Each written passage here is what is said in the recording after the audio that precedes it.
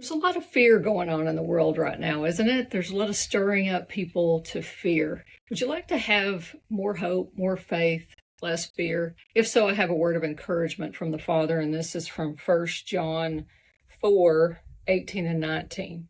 There is no fear in love, but perfect love casteth out fear, because fear hath torment or punishment or correction. He that feareth is not made perfect in love. We love him, Christ, because he first loved us.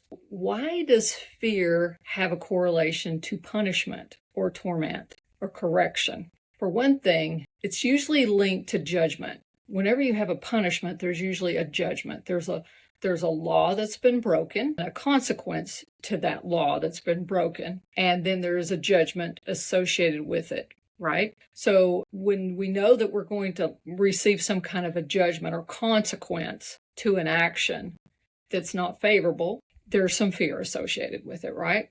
So what if fear is living in a way that is outside of divine laws? When we obey divine laws, we reap good consequences. We reap the blessings associated with obedience to those divine laws. When we disobey divine law, we reap unfavorable consequences. It's not that God is just waiting up there to zap us. It's just that these laws are in place and you receive the consequences, like gravity. Jump off of a building, you're going to splat. So when we look at reality, situations, or people through an eye of judgment that affixes a punishment or a consequence on that, and we see people as the final product, assuming that they're not good. Okay, we decide that, oh, this person is not good enough. This action is not good enough. This situation is not good enough. And we sort of assume it's never going to be good enough. We're stuck in this situation.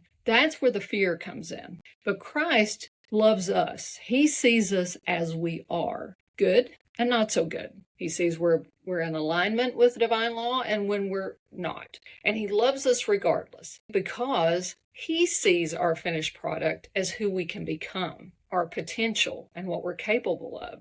He sees the eternal part of us and what is beautiful and glorious about us. And he sees us sort of like a farmer. He's planted a fruit tree and it's kind of scraggly and it's not bearing any fruit, but he's not giving up on that fruit tree. He knows it's young. He knows it needs some nourishment. So he waters it, feeds it, prunes it, helps it become what it can become. And so when Christ sees us, he sees us like that. He's not seeing us trapped in one moment in time. He's not seeing us as the worst thing that we've ever done. But humans, we see events or people through the lens of this is horrible, and this makes this person a horrible person, or this makes this situation a horrible situation. Never mind that that situation may position you to a better end, or that this person is learning and growing from their situation, and the next time they won't make the same mistake again, right? So when we look at people through the eyes of perfect love, we see them in process. We see them as growing, and that they can change and they can improve, and they're not all good and they're not all bad. And that includes ourselves. We don't have to trap ourselves in one moment of time either. So when we look through the eyes of Christ, we see things in process. Now, that doesn't mean that if someone is wallowing in a muddy situation, a bad situation, rejoicing in their poor choices and thinking that they're all wonderful and it's all good and God's going to love them no matter what, and we just need to accept them in their violation of divine laws. That doesn't mean that Christ doesn't love them while they're doing that, but he's also not wanting them to stay there, because nobody who really loves you wants you to live permanently in a state of misery. And that's really what it is. You may reap happiness, quote, pleasure, for a time in violating divine laws, but in the end, those don't lead to good consequences. There's ramifications of violating those laws.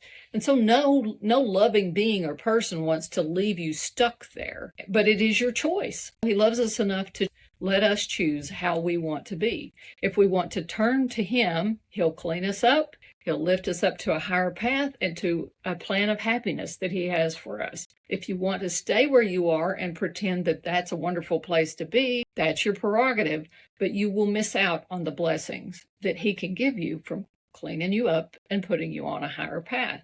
So perfect love accepts people. Yes, they're in process, but it also sees with an eye of faith what's possible for them. And it comes alongside them and nurtures them and prunes them and puts the fertilizer in there to help them go to a better place. And that's why there's no fear in love, because it's not afraid you're going to be stuck there forever. It has hope and faith in a Savior who can turn things around and make all things work together for your good.